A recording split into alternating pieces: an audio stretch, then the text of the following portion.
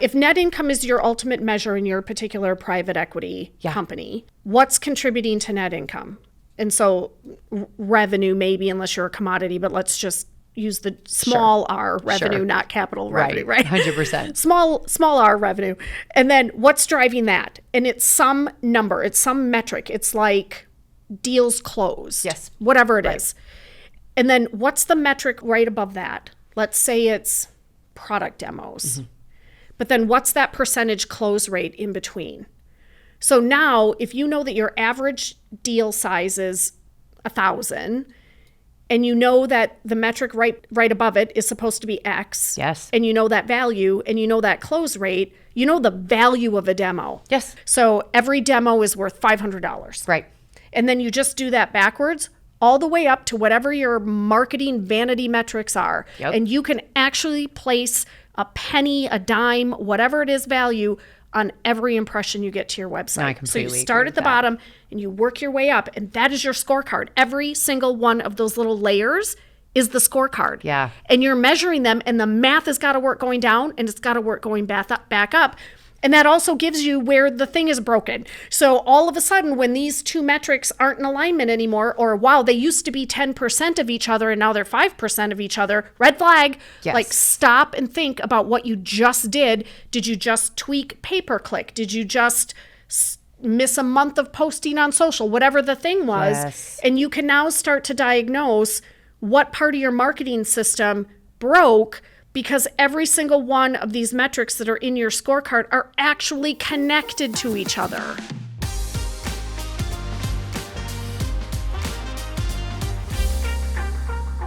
Hey everybody, and welcome to the Marketing Blender Show. I am Dacia Coffey, and today Cate Hollowitsch, one of our Fractional Chief Marketing Officers, is joining me.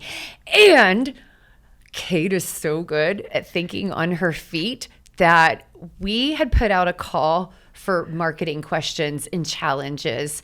And that's what we're diving in today. So normally I'm like, hey, here's the topic.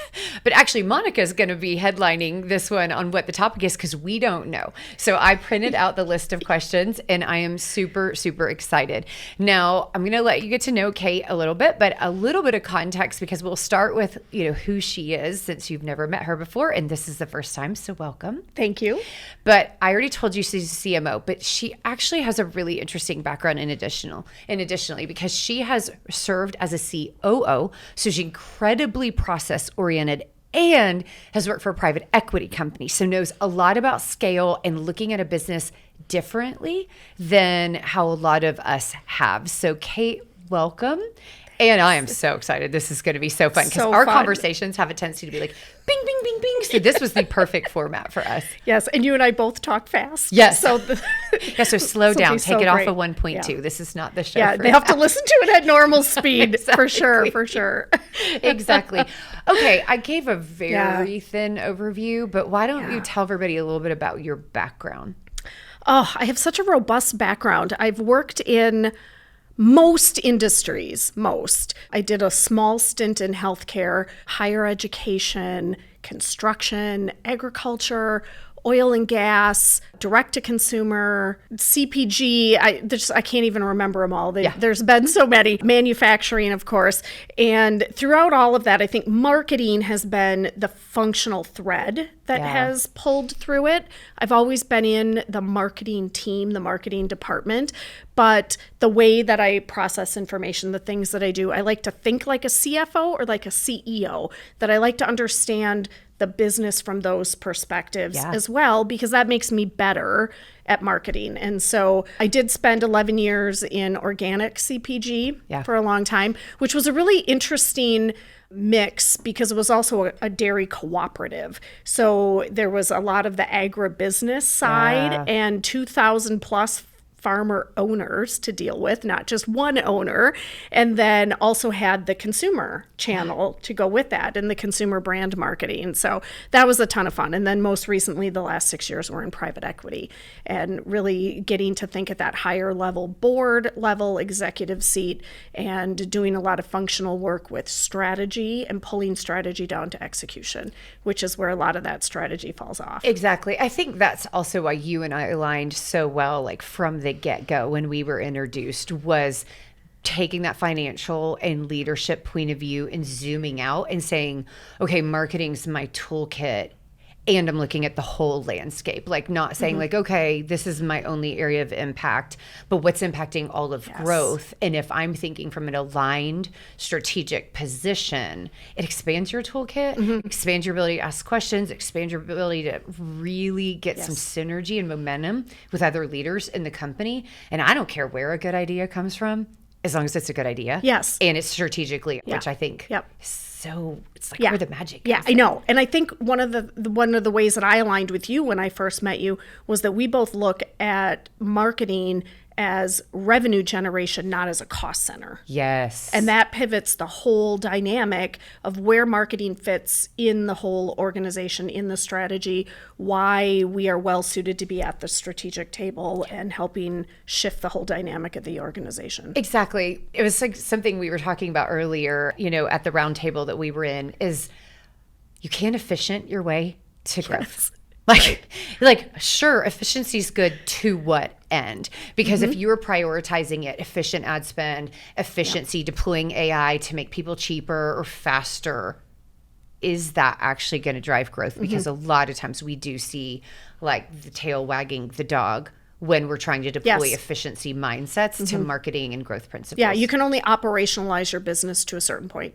Yes. And then there's no more pennies to cut. And at some point you have to then be accountable for growth. Yeah. And actually go towards the other side. Go. Yeah. 100%. Yeah. Go chase it. 100%. Okay. So actually, I love this. Like, that's so funny. Our first question is perfect.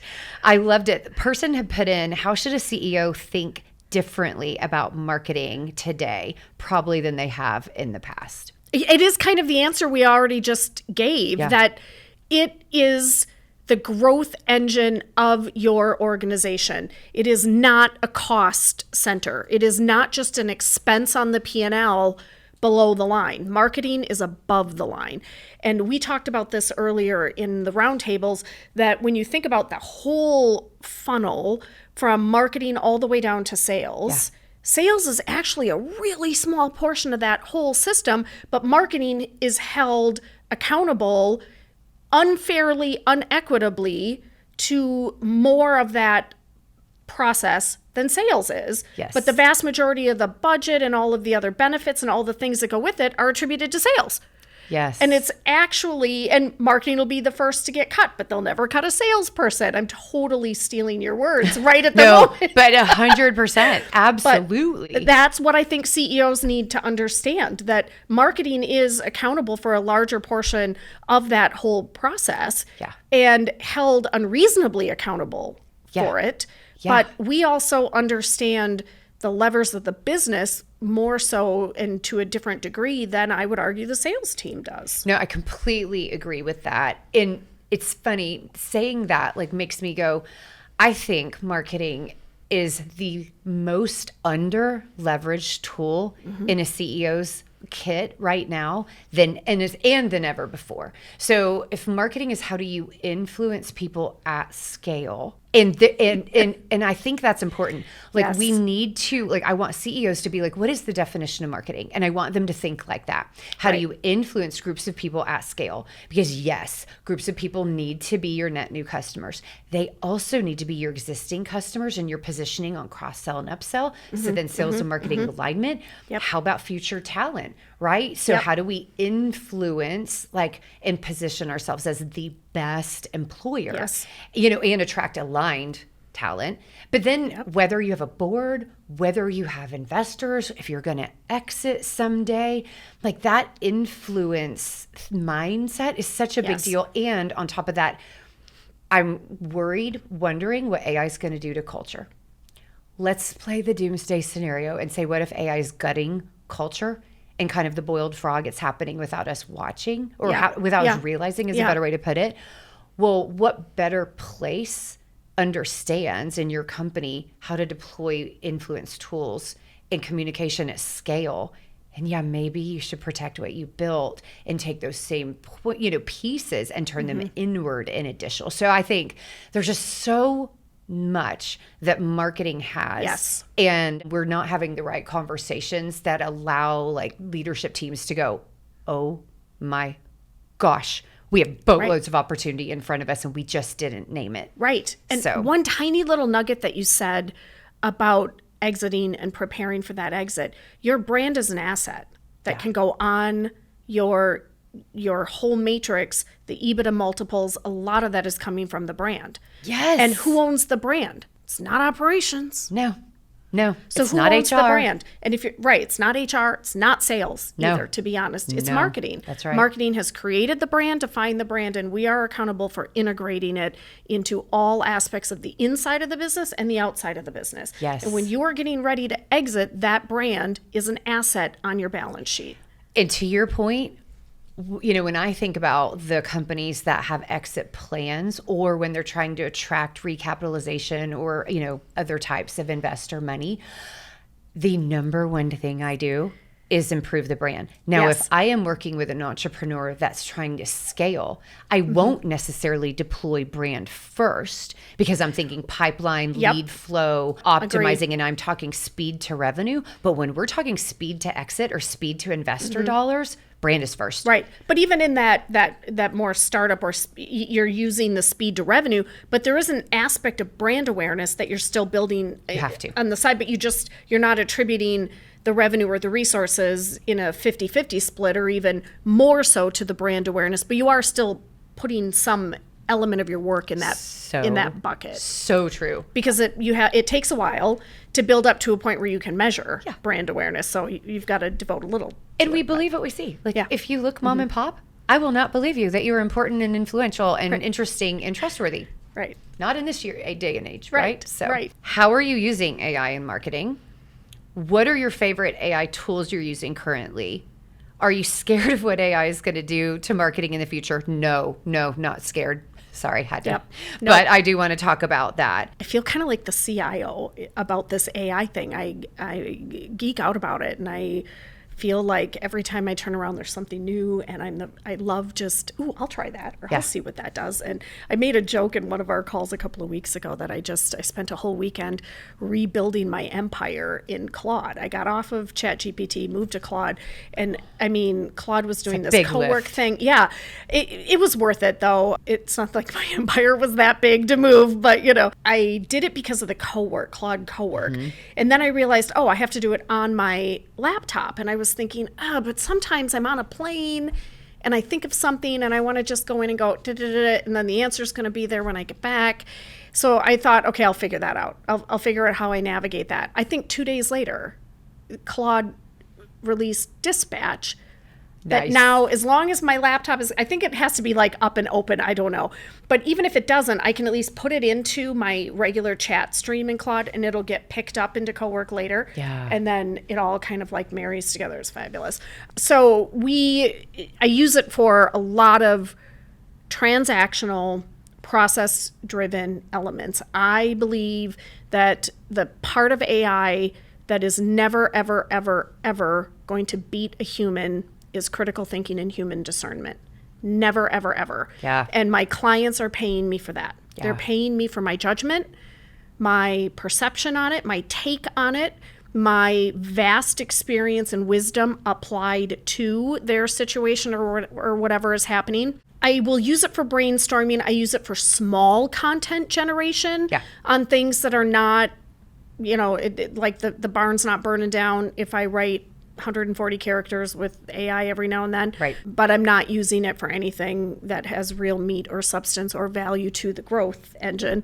And I definitely use it for spell checking and things like that because, we're all terrible spellers these days. So it serves its purpose for some of the marketing aspects, but it's really the process orientation. So I have it pull data from spreadsheets, not financial data, but lead generation spreadsheets or things like that, and organize them in tiers of hit these 5 potentials first, do these 5 next. These are your low levels. It'll write the high level subject lines or give me 7 to choose from. So it's only as good as the prompt I'm giving it. If I say write me a subject line, it's going to give me a subject line. But if I say give me 10 to pick from, I never pick one as is. I like the first 3 words of number 1 and I like the second 3 words of number 2. And so I'm still hodgepodging them together based on that. But the time savings in the process, I think I was telling someone recently that one of the things I'm having it do now is scan all my receipts. So when I go do anything for my business, I just take a picture of it and I just upload the photos to a file on my desktop. And Claude Cowork goes in and pulls them all and categorizes them and dumps them into my Excel spreadsheet that goes off to my accountant. And I don't have to touch it. And I don't even double check if it's right because that's what I pay the accountant for. So we always are told to double check AI, but I don't even have to do that. They have access to the photos and the spreadsheet, and if something doesn't look right, they can go check it for me. But I've kind of removed all of that like expensing off my plate. So it's very good for process. Like for me, I zoom out because of running the company, to more of a broad perspective.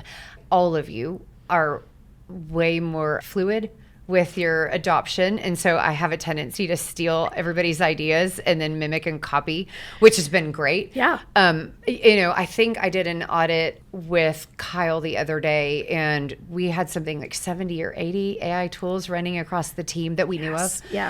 Which was really interesting because everybody, every other week, it's like, have you guys tried this? Have you seen this? Has anybody used this? Today we were sharing, like, did you know it could do this? Like, what are the implications of what it's going to do, to web browsers or to, WordPress and all of this. And so we're trying and testing everything. I think like when I zoom out, the ones that we're really focused on, I think we're realizing about like the difference between effectiveness and efficiency and also creativity versus quality, right? So I think I'm watching and I think we're having a lot of really healthy conversations about exactly what you said, like what AI cannot replace. So I'm really actually excited about that because the more we talk about what AI cannot replace, weirdly, we get better and deeper in it because and I'm seeing that with the team where they're owning, like Monica's a great example where she won't finish anything in AI. Like AI is never the end product because she's like, well, if it is, then why am I here? Right. And then it adds this whole layer of nuance and thoughtfulness and human touch. You just said it with your content and even your thought leadership or thought partnership, And I'm the same. No content starts or ends. I will use it for contrarian, but here's what I realize. The few times I'm like lazy or tired and I'm like, I'm just dumping notes and transcripts in, like, tell me what I thought about this. I will read it back and I'm like, no, I do not think that about that. Like that's absolutely because it'll start adding. And I'm like, no. And that's kind of funny to see me be like, you don't know anything about marketing. You know what I mean? But it's been interesting to sharpen. Like I feel like it's sharpening my perspective on marketing to watch something spit things out and assumptions out and what it's aggregating from the massive mediocrity. Something else I noticed today, we played that game today with the drawing and somebody was giving us directions and she said the word supine. AI is never going to give us that word. It's a really good point. Never going to give us that word. So depending on the client and the writing and the language, and you and I are both public speakers, when we're writing a keynote, a word like supine would maybe make its way into a keynote, depending on the context. In the audience. But if you just ask AI to write your keynote, it's never going to give you that word that invokes an instantaneous sensation, good or bad. That the depth of the vocabulary that humans have is never going to come out through AI. 100%. So, and like that brings me back to kind of like zooming out. So when I think about what are our favorite tools, how are we using AI, we're using so much. I literally, like by the time this goes live, Claude's the only one I could think to mention. Well, and that's the thing. By the time this goes live, the list will have changed. So I'm like, I'm sorry, you guys, I'm not posting the list because you'll laugh at me by a month from now. Trends. We're deep in the SEO, GEO. So for any of you guys that are not sure, like from a marketing jargon semantic, SEO, search engine optimization, which most of us are familiar with, GEO, generative engine optimization. So where's the future of web browsers go and how do you both deploy content for machines as as well as for humans, and how's influence changing. So just that alone, we are deep in the SEO GEO transition and paying very close attention. We're deep into reassessing buying behavior for our prospects, but more importantly for our clients' prospects, and breaking core assumptions about what are people buying now. And I think everything else around the efficiency and are we deploying tools, are we deploying AI, is kind of like, duh.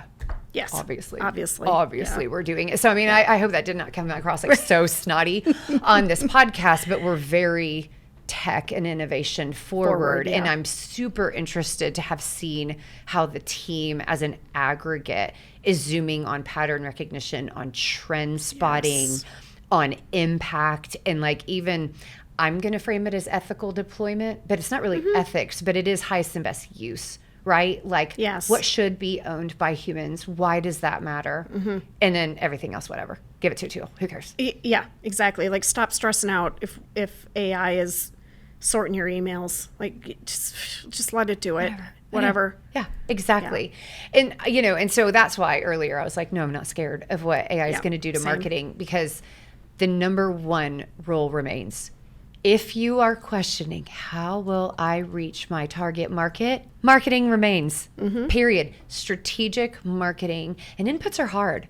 Like anybody that's using complicated network of tools, they does not give you what you want just because you tried a new tool. So inputs are really hard. And so a human has to own the inputs, has to be contrarian around the outputs. And and while we don't know the definition of quality checking agentic AI, we're going to constantly be thinking about that question, which is the strategic human point of view. Yes. And I would love to say something contrarian right at the moment. Actually, I think that I've had a lot of clients that think their product is literally the only widget ever created ever, even though there's 20 of them out there that do exactly the same thing, and it's their baby. But they will also be the first people that say, but I can just give all of my marketing to AI. Yeah.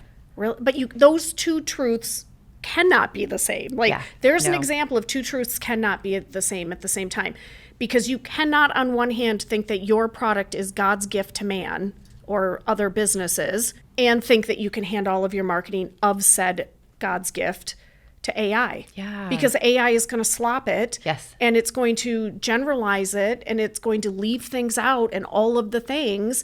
And so the human discernment of marketing on this amazing God's gifts widget that you made needs to be in the hands of humans. Yeah. AI is tools, efficiency, yes. Somebody needs to steward your reputation, your innovation, your Mm-hmm. point of view, and that's marketing leaders, marketing strategists. 100%. I love it. Okay, we're going to go in a super different direction if you're ready. Okay, I'm ready. What's a client red flag you ignored and regretted? Okay, this is kind of silly, but I have for some of my personal consulting work, I have a very narrow ICP, ideal customer profile. Yeah. And I've always believed that I've challenged myself to let go of the scarcity mindset, that if I narrow down into a target, I'm leaving opportunity behind. And that is true. But every time I've mathed it out, there's more than enough business to be had in what is remaining of this very tiny ICP that I've created for myself. Yeah. And so I, at one point, took on a client that was just slightly below the criteria in only one category. So they checked the box in like 9 of the 10 criteria that I set for myself of this is the ideal type of client I'm going after. And it was the revenue one. They were slightly maybe smaller. $5 million below what you would totally what my minimum was. Yeah. Nightmare. Okay, what do you think the difference? Like, why did the revenue, like, what did you end up seeing where you're like, that's what it represented? On the surface, right off the bat, couldn't afford me. Like, that was the first layer of the red flag, was being just that far below. Yeah. I was just slightly too expensive for what they were thinking a fractional type CMO strategy consultant they were willing to pay for. We also know you get what you pay for. So there's this concept of they also might have been slightly then too small for the way I think and what I provide, because the visions and the strategist in me that was providing this, here's what I see, here's what I'm looking at, here's what I think you should do with your business. They could kind of sort of grasp it, but on the other hand, it really freaked them out. I think readiness is a really important thing, you know, and you can apply that to everything we've been talking about so far. But that's so interesting. One other thing that comes to mind, it's kind of like a funny comparison, but you know, from a marketing strategy, you go, oh, okay, pricing is an indication of value. Cool, right? If you drive big value, you need to have bigger price tags because it communicates better than a billion words, like what you're capable of and that other people pay that. So it's like, oh, it also predicts expectations. Yes. So if that is a large percentage for them compared to a healthy percentage for a larger company, it adjusts expectations and sometimes to an unrealistic level. So years ago, you know, I do not like to have car payments, right? So I used to drive this cute old little Volkswagen Passat, and I freaking loved this car. At one point in time in Texas, it had like the AC went out, and I still love this car because you know what my expectations were? None, because it was paid for and it got me to point A to point B, and my drive time was short enough that it didn't really mess up my hair or my makeup or mess up my not mindset. Enough to get too sweaty. No, 100%, because that was like, oh, financial freedom and progress to me. So like my expectations around that Passat. Fast forward a couple years, things have gone good, and I actually got to buy my first luxury vehicle. It was a Mercedes. Everything about this car pissed me off. And let me tell you, it was amazing. It drove like a dream. So cute, convertible, can't even stand it. Like the car was decadent. But my expectations, because it was my first experience of a luxury vehicle, and that price tag represented so much to me since I did not come from a lot of money, that I was constantly like, you snotty little pain in the butt. Yes. And I was literally mad at my car all the time. Yeah, the little noises, the weird noises that it makes. I was like, my fingernails do not fit around this little thing. I mean, button is in the wrong spot. Yes, it was every little thing. Like, well, if I would have designed this car, it would have been here. Like, oh my gosh. But I think you're right. I think that match when you're talking about ICP, the psychological pathways have a lot of cascading repercussions, especially when we get predictably irrational. Yes.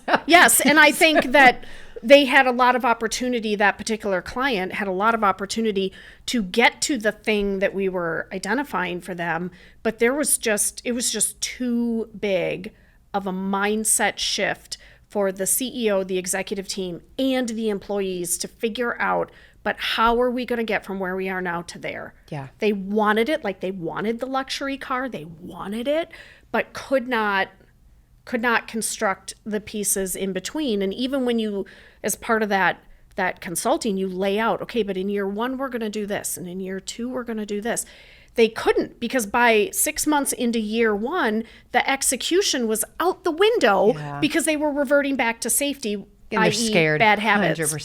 100%. Because it required that they had to let go of sacred cows. Yeah. They had to let go of clients that they had no business serving. Yeah. That trickle down.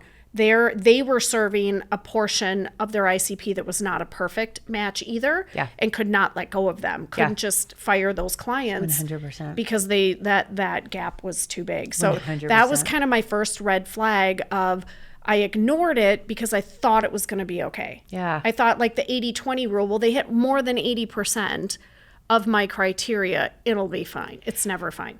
Okay, on that note, for red flags, I've got 2 quick ones. One of them. Oh yeah, we've got brand guidelines. I mean, we haven't looked at them in a couple years, but yeah, it's fine. It's fine. And we don't really care about brand. Has turned out to never, ever have been true in the history of the world that people do not care what the visual representation of their company is. So that red flag? No, we do not believe people that they do not care what things look like. So I've had to really, and we still struggle with this when a client wants to go fast and we know they're asking for something that's going to slow down and create a lot of friction, like how to help people understand what we know is coming. So the brand one, that was like a big red flag that I'm like, oh, don't believe them when they say that. And then, I mean, it shows up in weird places too. Like, no, we don't care what the social media looks like. Like, we're just excited to get it going. And it always comes to the background as a brand conversation. Yes. Then the second one is, and this is so funny because like I used to use this phrase with my kids when I was raising my boys, like all the time. Like I would tell them all the time, people tell on themselves.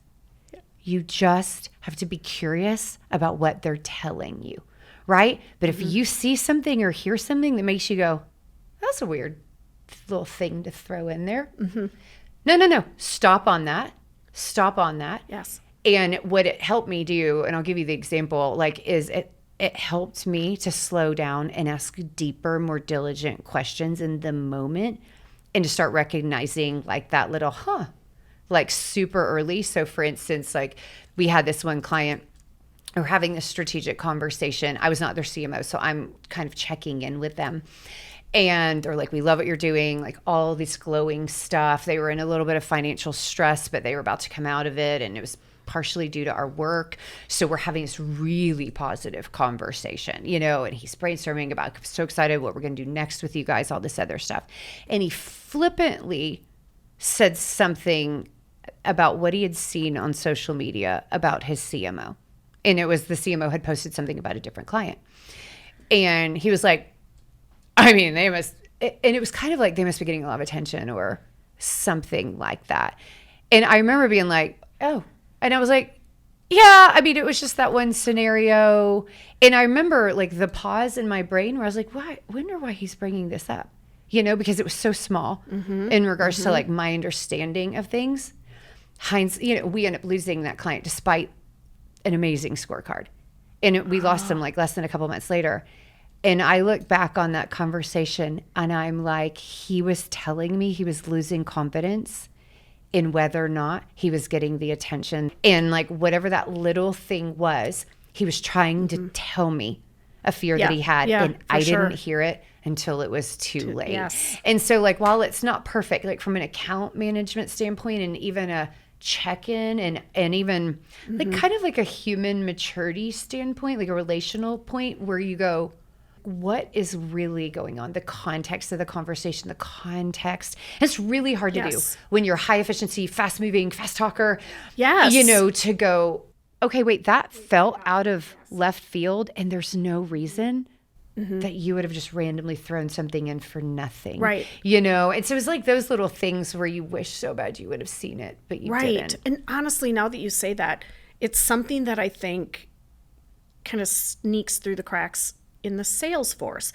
They go into various parts of the process with a defined agenda. Yeah. I am going to get this person on the phone and I'm going to ask them these questions, or I'm going to do these things, or I need them to, here's my agenda and I'm going to show you this PowerPoint deck and we're going to do all the things.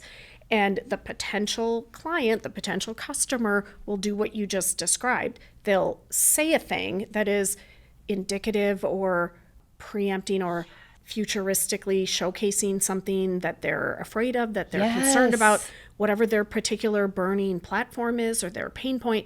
But the sales folks sometimes just kind of like, I'm going to just keep going through. Great. And they go right back to slide 3 where they left off in the deck and they just keep plowing through. 100%. Instead of feeling empowered to stop and say, tell me more. Yeah. Tell me more about that. No, that's so interesting. Why did you bring it up? Yeah. Like, okay, tell me a little bit about that. What did you see? How'd that feel? And obviously not those exact words, but 100%. The concept. Yeah.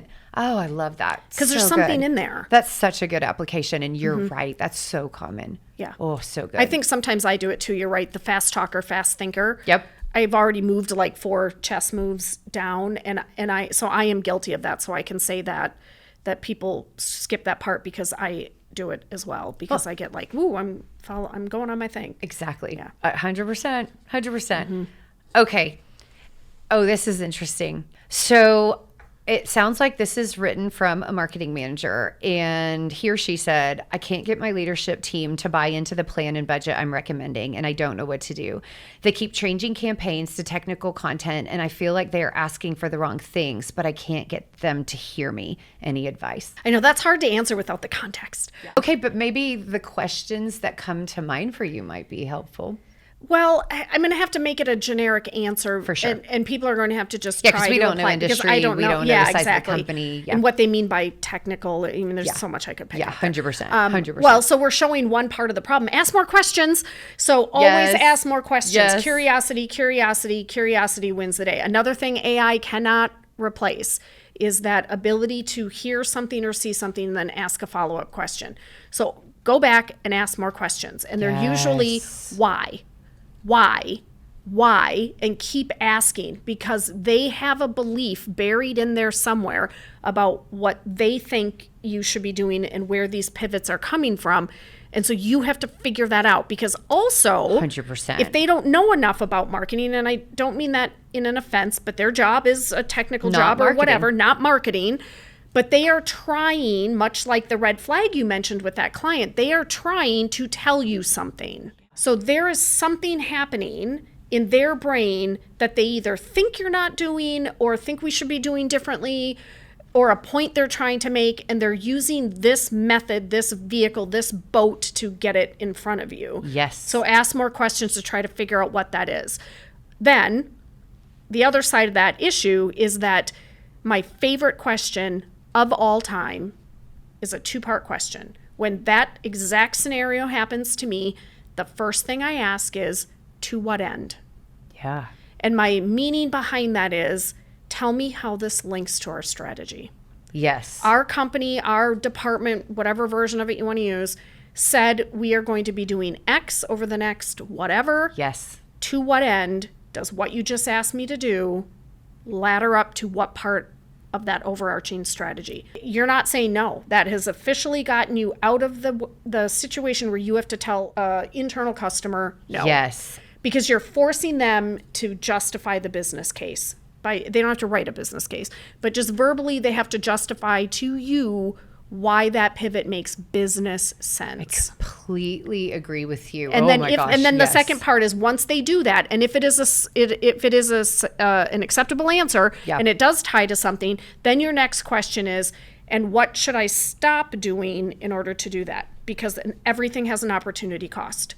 So if my plate was 40 hours a week and I am full today and you just threw a squirrel at me, you're either justifying real or not real overtime, me doing more than what the company has budgeted for, or something has to come off. And you're willing to let that go in favor of this new thought, new idea, new concept. But same thing, you have not said no. You're putting the burden back on them of, prove to me that this is worth my time, and then tell me what is not worth my time. I love it. Something that comes up for me when I'm listening to you is, I'm curious if there's an accidental defensive posture here, meaning like you're trying to defend your plan, point of view, and what you're advocating for is an open conversation where your ability to just be curious about what are they saying to you lands you in a unified posture together. Like, okay, tell me what that looks like. And also from a practical standpoint, what do I stop doing? Where now you're problem solving together on both sides, you know, of the start and stop. So I really love that, because I do think it forces somebody to think differently about how they show up. I had a few questions / like kind of more tactical things when I'm like thinking about this scenario, because I'm like, oh God, as a marketer, we have all been there. If you've been in this game for long enough, this position, I'm like, I could feel my chest being like, you know exactly what this feels like.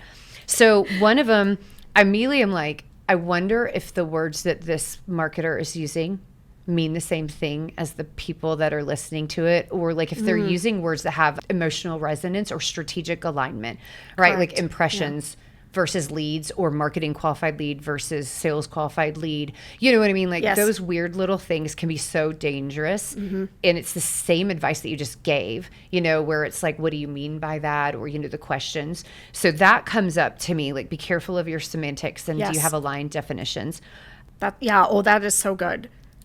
I love that you said that, because I have been in that scenario where on Monday, the definition of a marketing qualified lead was X, and on Tuesday, the goalpost shifted. 100%. When that, you know, when the blame then goes on the other side of the line shifts the goalpost back. This is so funny. You are literally reading my mind. The very next one I wrote down was agreements. Right. Have there been any agreements with the leadership team that you're talking about? Yes. And did you write them down? Right. Like, Right. So yes, I 100%. And you don't have to be like, but you said, again, like there's a very big difference to being like, Right. okay, at our last conversation or power move, when you open, a agenda, mirroring back to them. In our last conversation, I'm looking at my meeting notes.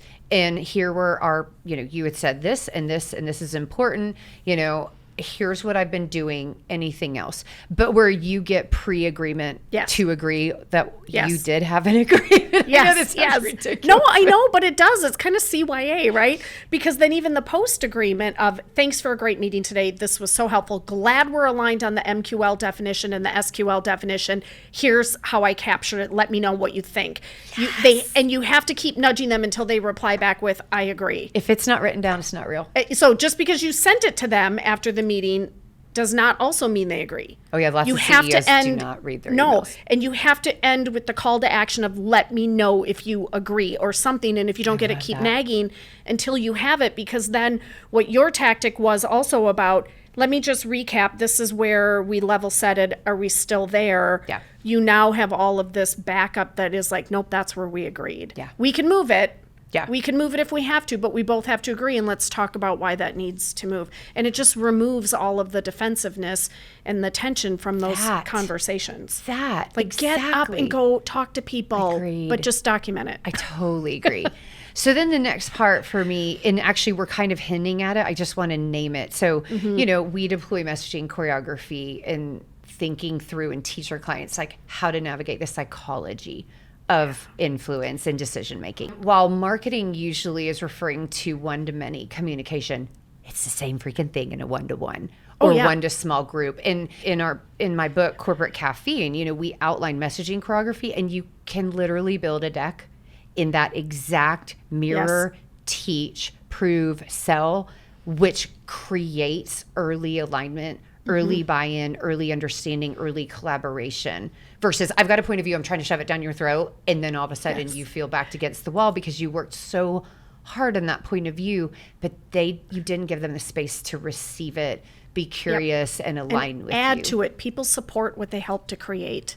Yeah. And if you are going to this is my marketing plan, this is my agenda, this is my campaign, this is my idea, you may get a handful of your leadership team that's like, okay, cool.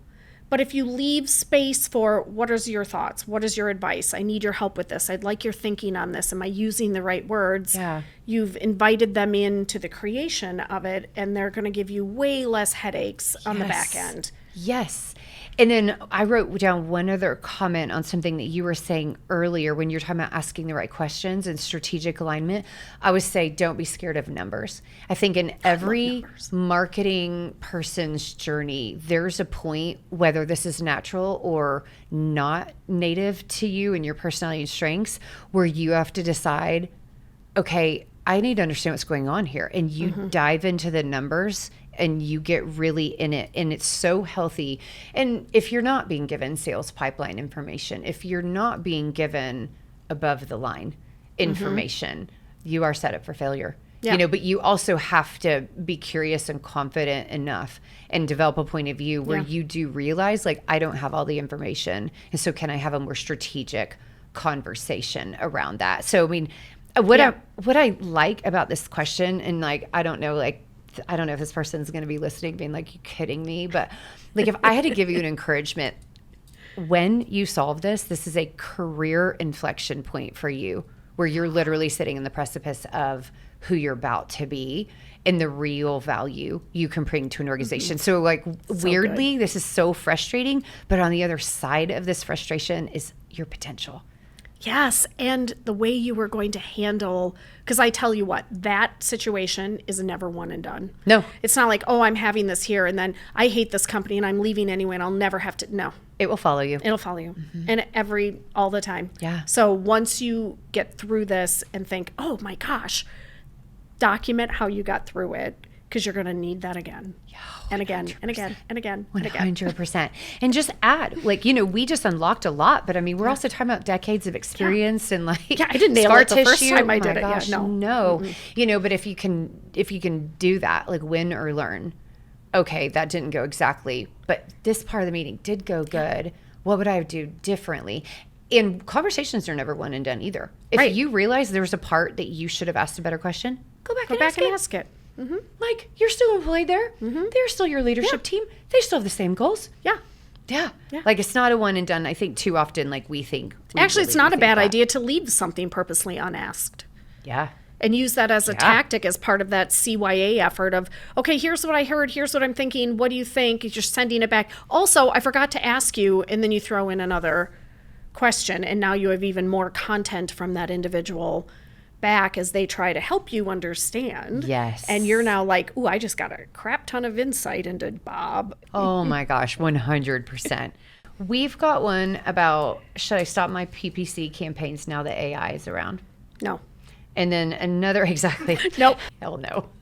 And we're just not going to tell you our reasoning behind that. So contact one of us and we'll tell you. Okay, because I'm literally trying to limit in our list of answers on why that is insane is too long to cover. Actually, we probably need to do a panel discussion with the digital team. That would be fun. And go and just do a deep dive on this one because watch the for answer's another episode of the podcast and you'll answer that one. Okay, I think is our final one for today. This one's interesting because it's very different and it's cool because it's aligned with your background. From a private equity standpoint, how should portfolio companies approach marketing? And this does say B2B marketing to drive faster, more predictable growth and enterprise value. And it's a lot. It's a big question. And what are the biggest red flags you see when evaluating a company's marketing function? Oh my gosh, there's so much to that though, because private equity not all private equity is created equal.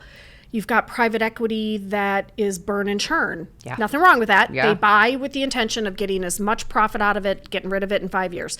There's private equity that buys and builds. They want to buy portfolio companies and keep them forever. Those are kind of two different parts of it. But then there's also private equity that just invests and are not operational private equity. Mm-hmm. So I have experience with operational private equity, but then even within operational private equity, you've got ones that run marketing and maybe other departments as shared services. I'm so glad you brought up shared services. And some that don't. So, depending on where you are in that ecosystem, you may or may not have any ability to influence it. But just at an 80,000 foot view, if you are a portfolio company and you have some level of control over the marketing, whether you're using shared services or not, but you have some approval type authority over what your marketing function is, then your goal is to technically it's maximize EBITDA because it's multiples of EBITDA that are looked at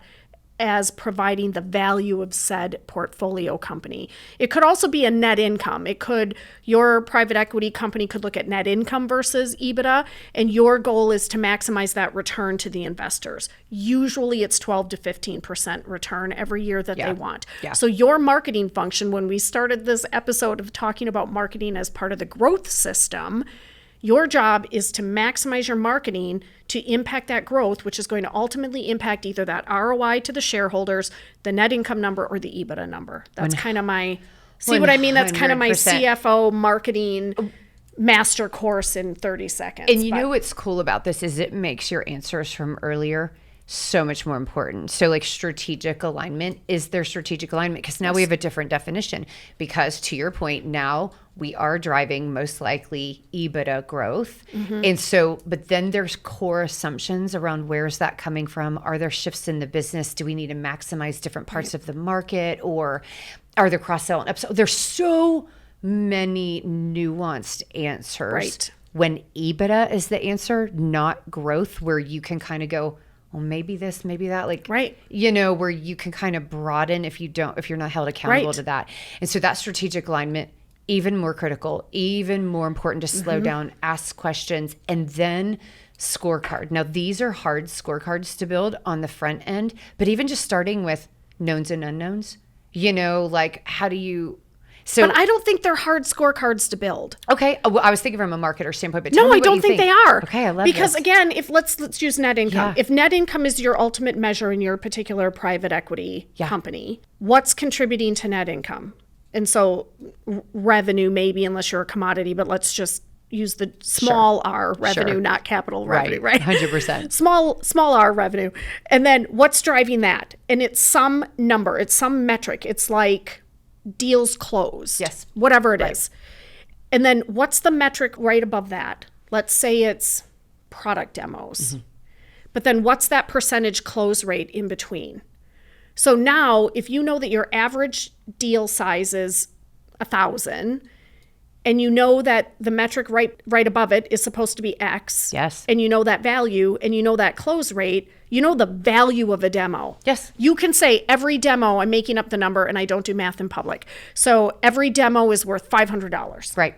And then you just do that backwards all the way up to whatever your marketing vanity metrics are. Yep. And you can actually place a penny, a dime, whatever it is value on every impression you get to your website. I So you completely start agree at the with that. bottom and you work your way up, and that is your scorecard. Every single one of those little layers is the scorecard. Yeah. And you're measuring them, and the math has got to work going down and it's got to work going back up.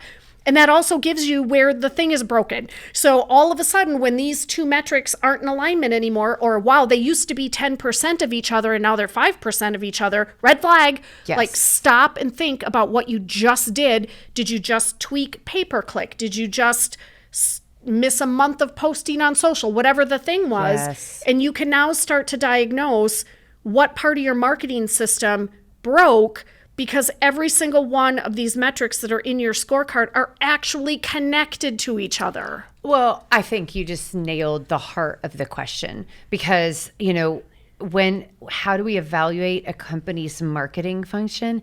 It starts there. Yes. Because if there is a clear scorecard with definable value, meaning agreed upon, we all understand what $500 of value is, then it's a very straightforward, how do I evaluate? Yeah. No, you can bring in people to find out other optimization places, but now you're starting to think a little more strategically, but that should already be there. So then step one is, how do you evaluate? You need to build that out. Yeah. And then there are knowns and unknowns. Like, can we find the values? Okay, where does it break? Where do we not have information? That kind of thing. But you're right. Like, it really, especially from a private equity value, scalable, repeatable growth engine, we are talking numbers. Yeah. And Like, I am do the telling numbers you, work? from a marketing perspective, if you as the marketing person go into your private equity powers that be, CFO, with that explanation that I just gave, they are never going to look at you as the person who makes things look pretty ever again. 100%. 100%. And now that is actually the trick to moving marketing from a cost center to a revenue generator. Well, and we've had 3 companies exit early in the past year. So exciting. And we already talked about the importance of brand. We had deployed brand very aggressively for them, but we documented this from day one. And so then we had a data narrative where they could see before marketing and marketing system. And so there's going to be some people that are going to argue, oh, you have to have 2 or 3 years of data and proof. When? Because we're still with all 3 of those companies. We're just now with the private equity side. Yes. Like, when that private equity realizes that was 100% transferable value, they don't turn that system off. Correct. Like, I think, statistically, 7 years of data, but I mean, if you're seeing that pattern and it's only variation in the 2 or 3 years that you do have is 1-2%, you're probably on the back. Plus, you can trend it out, because I know private equity firms are trending out the revenue on the other side. So you just trend out the same process to that marketing matrix scorecard that you just built, and it should 100%. correlate. 100%. And if it doesn't, then you would know ahead of time that, okay, some part of the metric or the funnel that I made is not right, and then you just fix it till it is. Exactly. Yeah. Oh, I love it. Yeah. All right. I think that's as much soapboxes as we're allowed to cover today. But we're so good at our soapbox. I love it. Well, you guys, thank you. Thank you to those of you that sent your questions in. We love this. Hopefully you got a lot out. If you are like, wait, please pause. DM us, reach out to us at themarketingblender.com, hit us up in the comments.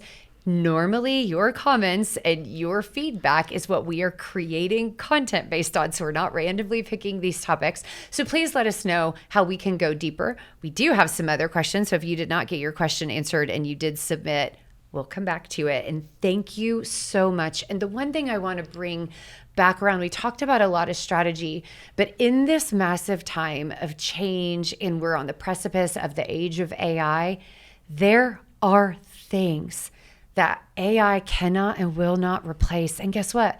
They're the most human aspects of you as an individual, your heart, your culture, the parts of the business that you love the most. So we don't have to be scared, but we do have to have a voice in the things that you want to protect. And that's why these conversations are so important, so that you feel empowered and excited about the future, because technology is bringing out the best in us as humans, and not just us feeling like we're at the mercy of this massive change and movement that we're not sure about how we feel about it. So join us in optimism, right? And we'll see you next week. Onward and upward.